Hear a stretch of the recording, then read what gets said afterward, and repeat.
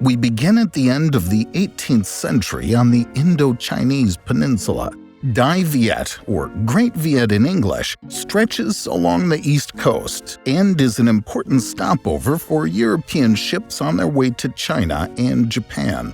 The latter also trade in the region, bringing with them Catholic missionaries who try to convert the local population. From a political point of view, the country is in fact divided in two, with the north being controlled by the Trinh clan and the south by the Nguyen. But high taxes and corruption impoverish the population, and in 1771, a rebellion takes place, led by the Tay Son clan. The Trinh see an opportunity and seize the capital Phu San, then ally themselves with the Tay Son. The Nguyen princes are gradually defeated and massacred, with the exception of Nguyen An, who manages to flee to Bangkok with a small army. The Tay Son then turn against the Trinh and conquer the entire country.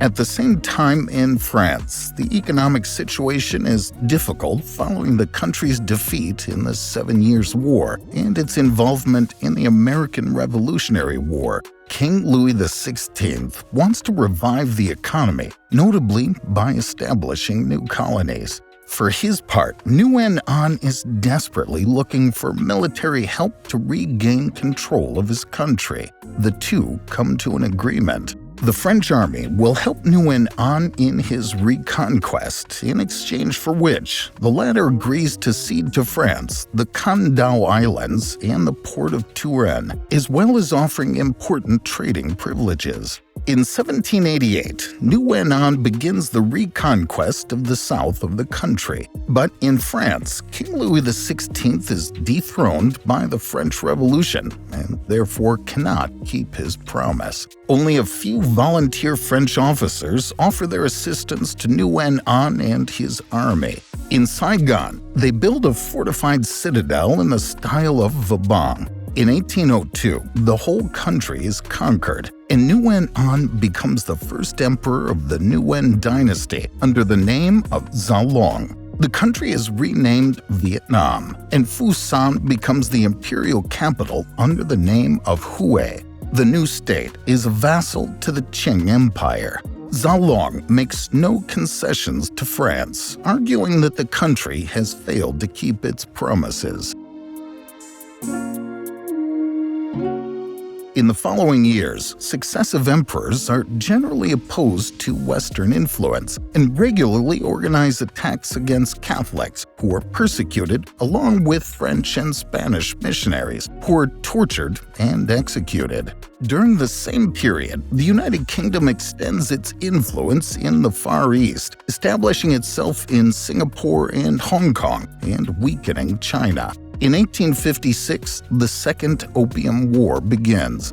France is involved alongside the United Kingdom. China, on the other hand, is in trouble, especially as the country is torn apart by a major revolt that results in many deaths. At the same time in Vietnam, now called Dai Nam, but known to Westerners as Annam, new and very deadly persecutions of Catholics are taking place. This time, France takes advantage of the presence of its armies in the area to launch a punitive expedition with the support of Spain. Turan and Saigon are taken, but at Turan, the French encounter difficulties and leave the city to concentrate their forces in Saigon. In 1860, at the end of the Second Opium War, large French reinforcements arrive in the Mekong Delta, forcing the emperor to sign a peace treaty. The emperor pledges to put an end to the massacre of Catholics and cedes 3 provinces to France, forming the colony of French Cochinchina.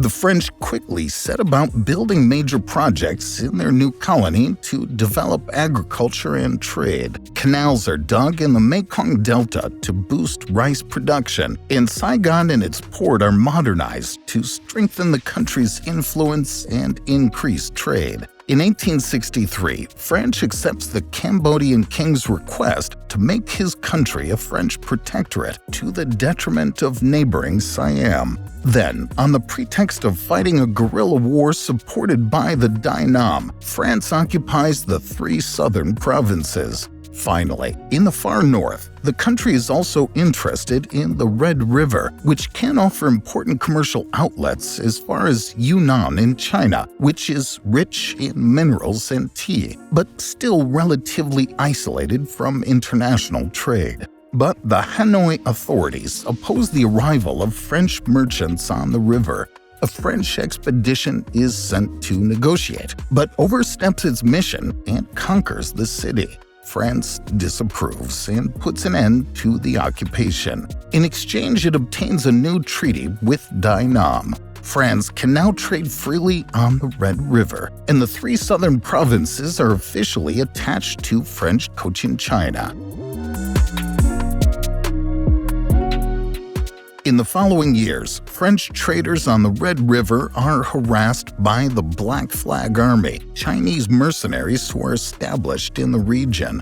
A new French expedition is sent to settle the situation. But once again, it decides on its own to conquer Hanoi. The Black Flag Army counterattacks, putting the expedition in a difficult situation. But this time, the new power in France is in favor of colonial expansion and sends reinforcements, while a fleet bombards the port of Hue, forcing the government to sign a new treaty. Dai Nam is divided, with Tonkin in the north and Annam in the south, and both become French protectorates. China rejects the treaty and begins invading Tonkin. Large French reinforcements are sent in and win the day. But despite the signing of an agreement and the Chinese withdrawal, the following month a new surprise offensive reignites the war. This time, a French fleet sets out to bombard Chinese ports, including Fuzhou, where it destroys a large Chinese naval fleet. On land, the French cross the Chinese border, but then are repulsed and retreat. Finally, a peace treaty is signed, putting a definitive end to the conflict. China recognizes the French protectorate over Annam and Tonkin. In 1887, France unites the 3 entities in Cambodia to form French Indochina. However, each part retains its political status, with French Cochinchina remaining a colony and Annam and Tonkin protectorates. But it takes the French a few more years to overcome a major resistance movement, which mainly targets the country's Christians, considered to be pro-French. In 1893, after putting pressure on Siam, France gains control of the left bank of the Mekong. The territory becomes the Protectorate of Laos, which is integrated into French Indochina. From a political point of view, France strengthens its control over Annam by deposing the emperor, who it considers too opposed to its policies, and chooses his 8-year-old son to replace him. From an economic point of view, rice remains the colony's main source of income, so France attempts to diversify production by importing hevea to produce rubber. Global demand is high at the time, with the advent of the automobile and the bicycle boom. During World War I, the colony supplies large quantities of raw materials and sends over 90,000 workers and soldiers to France. At the end of the war, France promises to modernize its colonies. The University of Hanoi and a dozen colleges are opened.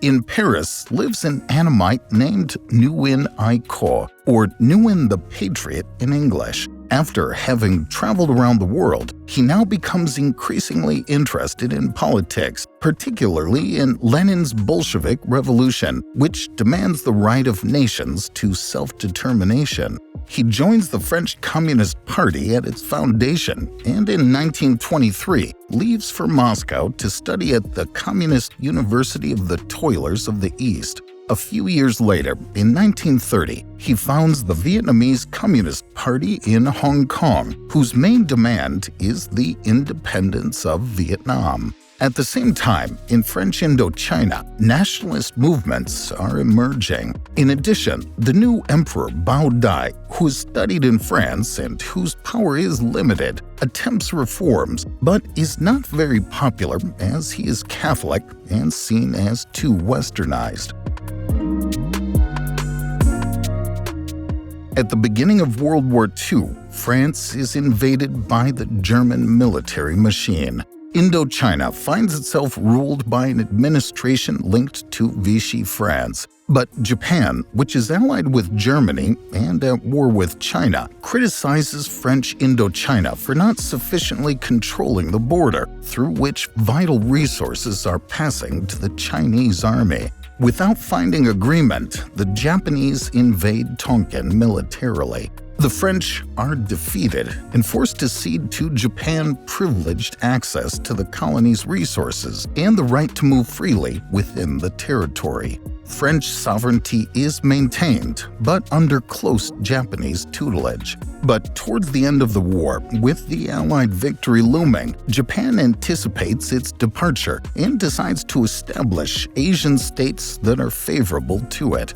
Within days, the entire French colonial administration is dismantled, and the French troops are disarmed and taken prisoner. Those who resist are executed. Japan then creates the Empire of Vietnam, which unites Tonkin and Annam, with Bao Dai at its head, and pushes Cambodia and Laos into independence. But at the same time, Nguyen Ai Co, who is now called Ho Chí Minh and who has been present in Tonkin since the start of the war, is at the head of the Viet Minh, an independentist military organization fighting against both French colonization and Japanese occupation. He wins the support of the populace, who are suffering from a terrible famine caused by the Japanese occupation and Allied bombing. On August 15, 1945, Japan announces its surrender. In the immediate aftermath, the Viet Minh take advantage of the situation to gain a foothold throughout the entire country and obtain Bao Dai's abdication. On September 2, 1945, as Japan signs its surrender, Ho Chí Minh proclaims the independence of the Democratic Republic of Vietnam. But in France, General de Gaulle wants to regain control of French Indochina. In the north, a Chinese army enters Tonkin, while in the south, an Anglo-Indian army lands in Saigon, where it tries to restore order by freeing French prisoners. But much of the population is hostile to the return of the colonists, and riots break out, resulting in the massacre of hundreds of Frenchmen. The following month, the French army lands and, with difficulty, regains control of Cochinchina and southern Annam, while the north remains in Viet Minh hands. At the same time, negotiations lead to the withdrawal of Chinese forces from Tonkin and an initial agreement with Ho Chí Minh to find a peaceful solution. The French army is allowed to return to Hanoi without fighting, in exchange for which Ho Chí Minh goes to France to negotiate recognition of Vietnam, which would be integrated into the French Union. But the main bone of contention is Cochinchina, which France refuses to cede to Vietnam. Taking advantage of the presence of Ho Chí Minh in France, the Autonomous Republic of Cochinchina is proclaimed, thus scuppering the negotiations. Back home, Ho Chí Minh takes up arms against the French, marking the start of the First Indochina War.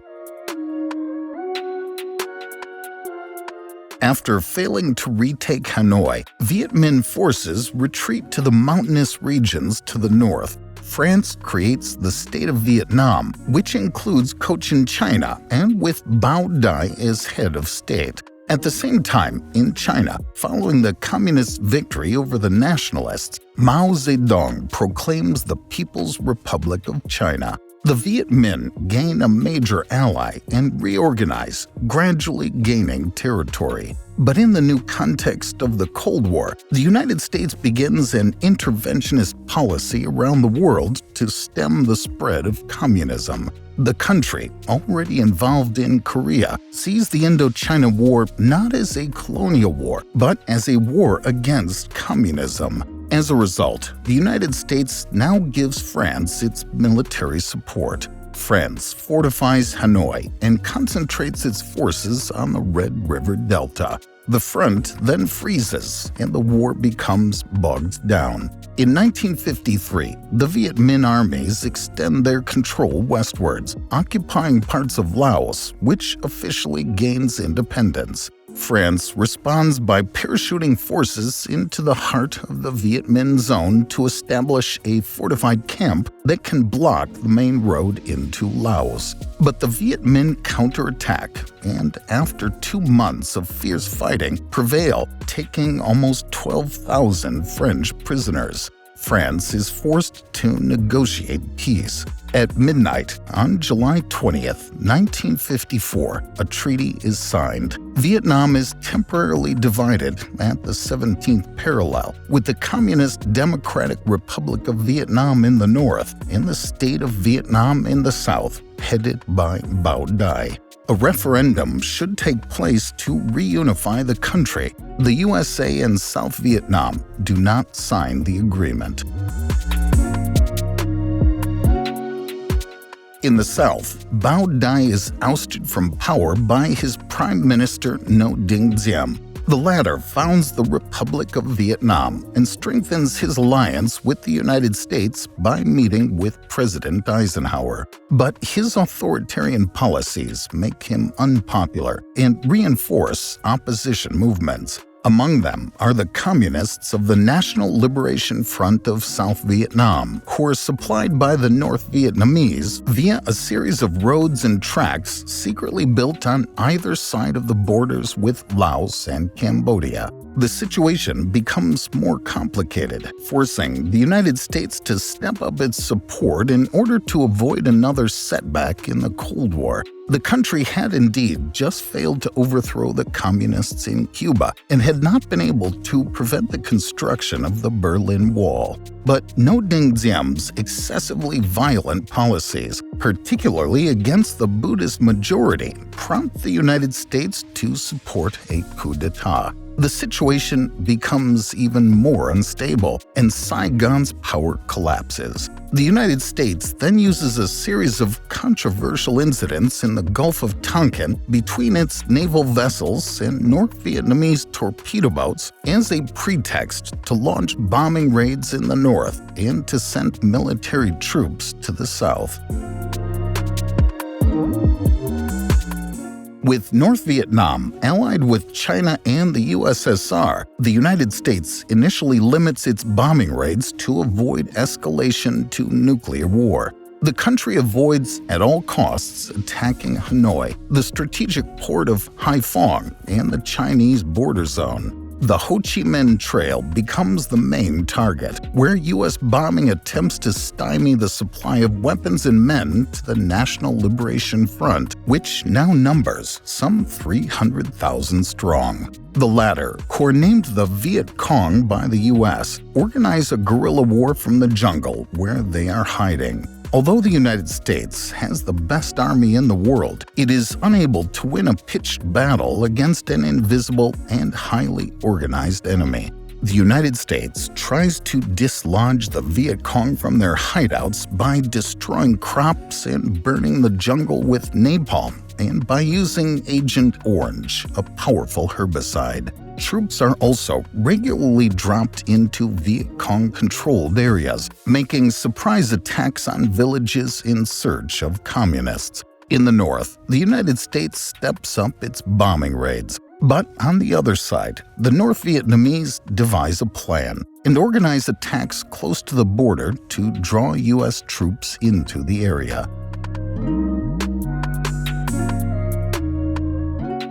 In January of 1968, a huge offensive coordinated by North Vietnam and the Viet Cong is launched throughout the South. Around 100 towns and military bases are attacked at the same time. It takes the United States a month to regain control, but the country realizes that victory will elude it unless it further increases troop levels. But in the United States, the war is becoming more and more unpopular, and pacifist movements are organizing. The United States has no choice but to enter into initial negotiations with the other camp in Paris. At the end of 1968, Richard Nixon is elected president on the promise of an honorable peace in Vietnam. But as peace protests gather momentum, he is desperate to find any other solution than defeat. He begins a very gradual withdrawal of the 540,000 soldiers present in Vietnam, while betting on training South Vietnamese soldiers to take over. At the same time, the country steps up its bombing campaign, including in Laos and Cambodia, targeting the Ho Chi Minh Trail and Viet Cong positions. In Cambodia, following a coup d'etat, the new government demands the withdrawal of the North Vietnamese and Viet Cong from its territory. In response, the latter attacked the Cambodian army and even threatened the capital, Phnom Penh. South Vietnam then sends reinforcements to Cambodia. On the international stage, China and the USSR, after numerous disagreements, break off their alliance. North Vietnam chooses to side with the Soviets, thus losing China's military support. At the same time, Nixon sets off to meet Mao Zedong in order to establish a diplomatic rapprochement with China, which could benefit him in Vietnam. A month later, as the withdrawal of U.S. troops gathers pace, a major North Vietnamese offensive is launched from the north and from Cambodia. The South Vietnamese managed to repel it with U.S. air support. North Vietnam loses 100,000 men and finds itself weakened. The United States takes advantage of the situation to step up bombardments, this time targeting all strategic infrastructures, including the ports of Haiphong and Hanoi. The aim is to force North Vietnam to speed up peace negotiations. But the biggest disagreement concerns whether Viet Cong forces should withdraw from the positions they control in the south. South Vietnam is vehemently opposed to abandoning territory. But the United States wants peace at all costs and puts pressure on its ally to accept. On January 27th, the Paris Peace Accords are signed. The United States undertakes to withdraw its last troops. North Vietnam agrees to a ceasefire, and South Vietnam reluctantly relinquishes the areas controlled by the Viet Cong. Finally, all parties agree to withdraw their forces from Cambodia and Laos. After the complete withdrawal of the United States, the 1973 oil crisis forces the country to limit its aid to South Vietnam, whose economy is suffering. North Vietnam takes advantage of this situation and launches a new offensive in December 1974. South Vietnamese forces are overwhelmed and ask the United States for help, but Congress blocks any military intervention. In April, Saigon falls, and the city is renamed Ho Chi Minh City in tribute to the former North Vietnamese leader who died of disease during the war. At the same time, Cambodia falls to the communist Khmer Rouge. The following month, Laos also finds itself under communist control. In 1976, the Socialist Republic of Vietnam is proclaimed, reunifying North and South. Some 3 million people died during the war, while the country was ravaged by the 7 million tons of bombs dropped by the USA, about 3 times as many as were dropped in Europe during the entirety of World War II. 20% of the country's forests and much of its farmland have been contaminated by Agent Orange, which will cause illness in between 1 and 3 million people, including many children who will be born with deformities. Finally, around 1 million people will flee the new communist government. In Cambodia, now known as Democratic Kampuchea, the Khmer Rouge sets up an extremely violent dictatorship. The country, which receives military support from China, opposes Vietnamese domination of the region and organizes raids against Vietnamese border villages. In response, in December 1978, the Vietnamese army invades the country and establishes a government that favors it. In retaliation, China launches a punitive expedition and begins an invasion of northern Vietnam. After advancing a few dozen kilometers, the Chinese forces turn back, ravaging everything in their path as they retreat. Both sides claim victory. Tensions between the two countries will remain high, as both claim control of the Paracel and Spratly Islands in the South China Sea.